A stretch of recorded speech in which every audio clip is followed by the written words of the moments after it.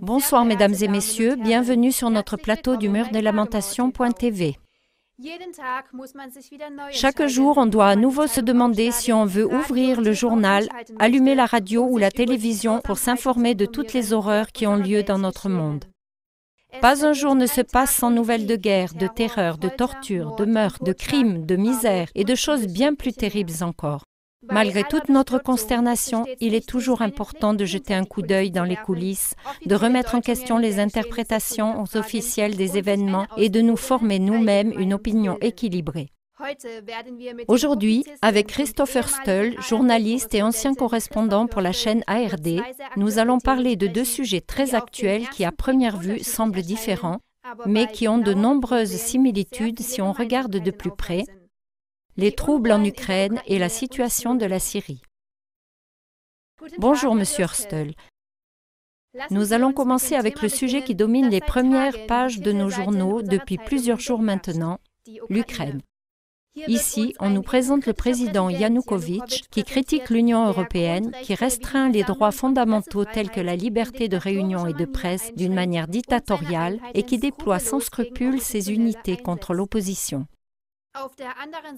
D'autre part, nous voyons que cette opposition, dirigée par Vitali Klitschko, mise en scène comme un héros, s'élève contre les mesures du gouvernement. Monsieur Stoll, qu'est-ce qui se passe actuellement? Qui tire les ficelles des troubles en Ukraine et quel est le but derrière tout cela? Ce qu'on peut dire de manière sûre, c'est que Klitschko ne dirige pas l'opposition. Ce qui n'est pas clair, c'est qui dirige effectivement l'opposition. L'opposition est divisée entre elles. On peut le voir également à la façon dont ils se prennent la tête au ministère de l'Agriculture, quand il est question de savoir qui prendra la relève de ce ministère au gouvernement. Là, il est déjà question de lutte de pouvoir interne à l'opposition.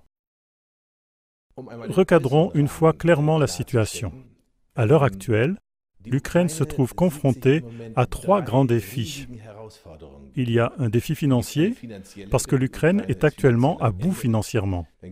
Et puis, il y a un défi extérieur, parce que l'Ukraine souffre d'un bras de fer entre les puissances voisines, l'Union européenne et la Russie, pour le pouvoir et l'influence, et bien sûr aussi pour les ressources naturelles et l'influence industrielle. C'est une telle chose en Ukraine.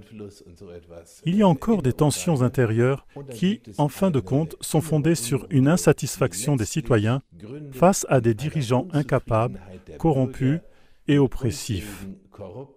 Et ça a très peu à voir avec la dispute contre la Russie. C'est ce que nos médias souhaiteraient, comme les médias allemands qui chantent le chant de Klitschko, ce qui est tout à fait compréhensible, lorsqu'on sait que c'est la fondation de Konrad Adenauer qui a, pour ainsi dire, bricolé, dirigé et financé ce parti de A à Z. Et ce trafic d'influence est naturellement totalement illégal. C'est absolument une ingérence impérialiste extérieure dans les affaires intérieures de l'Ukraine, et cela, on ne peut bien sûr pas le tolérer. L'opposition a agi en partie de façon extrêmement violente. Et en fait, il faut dire, si l'on est correct, que ce n'est pas l'opposition, car il existe une grande opposition légitime en Ukraine. Mais ce sont quelques casseurs qui font ces choses-là, peut-être quelques centaines. Et ce sont des tireurs de ficelles qui viennent de l'extérieur avec des sacs pleins d'argent et qui dépensent énormément d'argent pour de pauvres Ukrainiens dont ils déblaient littéralement les rues des petits villages avec de l'argent, pour ensuite les charrier à Kiev et là-bas les laisser tout vandaliser. Des choses qu'aucun gouvernement ne peut tolérer. Les instigateurs de ce qui produit une abondante fumée à Kiev siègent tout simplement à l'étranger. Ça doit être dit clairement. Et c'est tout simplement ridicule de voir ici comment les médias réagissent à cela. On dit tout le temps, Klitschko par ici, Klitschko par là. C'est de la frime pure. Cet homme n'a rien à dire là. Il n'est même pas populaire dans l'opposition, parce qu'il ne s'en soucie pas du tout. Les opposants ou l'opposition à Kiev, ces gens qui persévèrent dans la rue, dans le froid glacial, premièrement, ils manifestent. Ensuite, ils se battent aussi. Beaucoup de gens dans le pays se tournent par exemple vers le parti de droite, Svoboda, parce qu'il a en effet la réputation de se soucier des préoccupations humaines. Et bien entendu, il en profite aussi. C'est pourquoi leur chef, Jacques Nibok, est une personnalité importante dans l'opposition, et non M. Klitschko. C'est ce que disent en Allemagne des journaux Spiegel, Phase, Süddeutsche ou encore d'autres médias mensongers. Tout ça, c'est des conneries qui ne sont pas approuvées par les Ukrainiens. Lorsqu'on regarde la situation initiale, par exemple, quand sur l'avis du président Yanukovych, le chef du gouvernement se retire et que l'adjoint de celui-ci assume provisoirement cette fonction, on entend immédiatement de grands cris. Oui, le gouvernement est chancelant. Mais non, on a juste essayé de parvenir à un compromis avec l'opposition. Il n'y a pas que moi qui devrais exprimer ces choses à la télévision russe au sujet de ces concessions. Mais bien sûr, changer de tête, ça ne fait pas encore le printemps. Les gens veulent une meilleure politique, une politique qui est plus portée sur le droit de l'homme. En fait, c'est ce que veulent entre autres aussi un très grand nombre de gens chez nous. Mais malheureusement, ils ne sont pas non plus écoutés. Bien sûr, leurs préoccupations ne trouvent presque pas d'écho, ce sont de tristes réalités. Et quand on voit qu'on dit maintenant que la Russie, Poutine, a retenu les fonds qu'il avait promis à l'Ukraine dans le cadre d'un nouvel accord, c'est simplement une connerie. 15 milliards de dollars ont été promis, 3 milliards ont été payés, 2 milliards sont encore à payer, et Poutine a déclaré très clairement qu'il les paiera aussi, peu importe qui vient au gouvernement en Ukraine. Mais bien sûr, dans une situation de trouble comme celle-ci, il ne paiera pas aujourd'hui ni demain. Mais il veut d'abord voir si, au lieu d'un gouvernement provisoire, qui n'est rien du tout, il peut y avoir quelque chose de plus stable en perspective dans les jours à venir. Alors, il paiera, peu importe qui sera au gouvernement. Il l'avait dit très clairement, mais nos médias exploitent honteusement ces propos. Qu'est-ce qu'on a alors? Nous avons finalement un grand hurlement de la part des médias occidentaux. Mais il n'a rien à voir avec les gens en Ukraine. Il n'a non plus rien à voir avec une solution positive. Nous travaillons contre cela, car il est bien clair que les opposants qui reçoivent des sacs de dollars de l'étranger peuvent agir de façon merveilleuse à l'intérieur de l'Ukraine. Et ils se désolidarisent totalement de chaque accord positif, car ils se font payer lorsqu'on ne s'accorde pas. Telle est la situation, elle est triste, elle est illégale, mais acceptée ouvertement. Mais cela ne dérange pas notre gouvernement, ils sont simplement habitués à enfreindre la loi. Vendredi dernier, le Süddeutsche Zeitung a écrit « C'est vrai que la guerre civile ne règne pas encore en Ukraine. Mais il est vrai aussi que chaque guerre civile a commencé de la même façon ou dans des circonstances semblables. En Syrie, la diplomatie occidentale a eu du mal à réaliser qu'elle n'a pas pu faire grand-chose. Cela ne doit pas arriver dans le cas de l'Ukraine. Il y a quelques mois, vous en avez déjà parlé dans une interview avec Klagemauer.tv. Vous avez dit que cette analyse de la situation en Syrie ne correspond pas à la réalité et pareillement qu'en Ukraine, il ne s'agit pas d'une diplomatie occidentale impuissante et d'un dictateur méchant, mais plutôt des intérêts géostratégiques ciblés des USA et de ses alliés. C'est ce que vous aviez exprimé alors. Entre autres, la semaine dernière a commencé à Montreux la conférence de paix pour la Syrie. Quelle est votre analyse des événements? Il vaut mieux commencer par le commencement. Ce soir, on dit que le gouvernement syrien serait maintenant d'accord pour débattre aussi à propos d'un changement de gouvernement. C'est stupide. C'est ce que la coalition nationale syrienne a prétendu. Cela n'est pas du tout confirmé. À ce sujet, le gouvernement syrien dit qu'il discutera de tous les sujets. Et peut-être que ce sujet-là en fera partie. Il fait exactement ce qu'il veut. Et ce qu'il ne veut pas, il ne va sûrement pas le faire, car il a du succès militaire. Et cela, l'opposition ne peut pas le dire en ce qui la concerne. Et ensuite, on doit encore regarder cette situation impossible à Genève. C'est là qu'il y a le Conseil national syrien. Le groupe le plus important de cette coalition nationale syrienne vient de quitter cette coalition. Et il ne participe pas au débat. Et seulement une minorité des membres du conseil de ce groupe de coalition étaient d'accord pour débattre à Genève. C'est ainsi qu'on doit le voir. Et les groupes militaires se sont de toute façon enfuis de cette coalition, car tous les groupes militaires influents n'ont pas voulu avoir à débattre à Genève. Leur condition était toujours la démission d'Assad. Il est bien compréhensible qu'Assad ne leur accordera pas ça, et il a de puissants porte-paroles en Allemagne.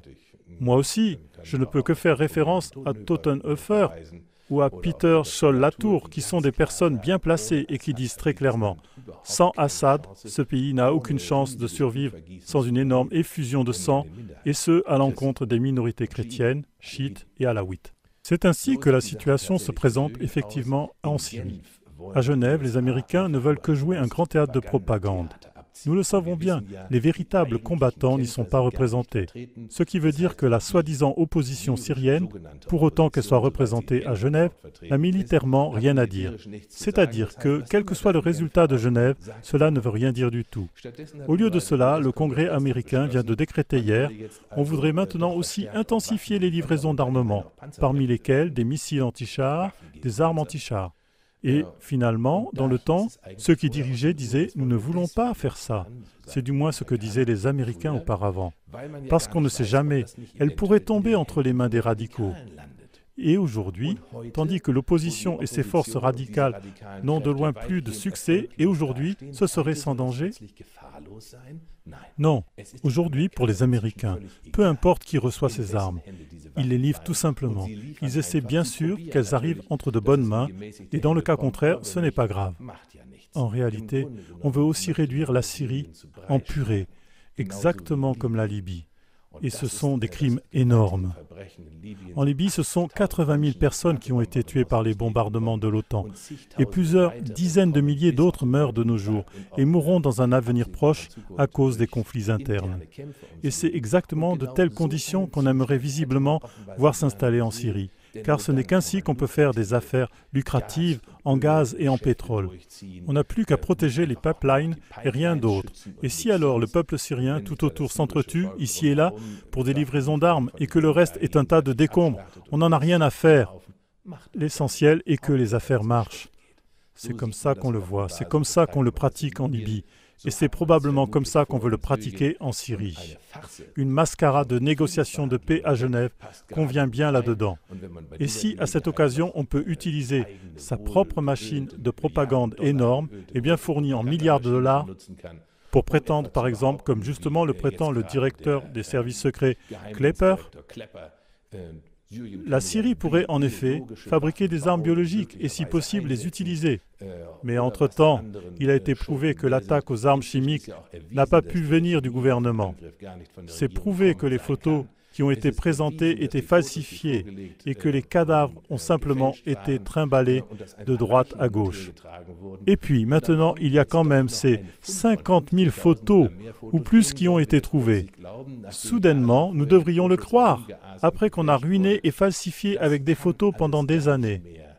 Tout ça n'est plus acceptable. Personne ne peut plus croire ces gouvernements qui ont recours à de tels moyens pendant des années, qui déstabilisent des États de manière illicite et qui, au fond, ne veulent que cueillir de quelconques contrats lucratifs pour leurs entreprises et ainsi en faire profiter des politiciens corrompus. Si ça ne marche pas, par la diplomatie, nous chercherons simplement quelques terroristes. C'est vraiment fascinant. La situation en Syrie et à Genève, il n'y a rien de bon qui en sortira. Et l'Iran, qu'on a invité d'abord du côté des Nations Unies, et alors les Nations Unies ont bien dû reconnaître qu'ils ne sont pas maîtres de leurs propres affaires, mais c'est Washington. Ils ont à nouveau dû désinviter l'Iran. Très embarrassant. Les USA s'en foutent depuis longtemps, car leur renommée est de toute façon ruinée. La renommée des Nations Unies est également ruinée.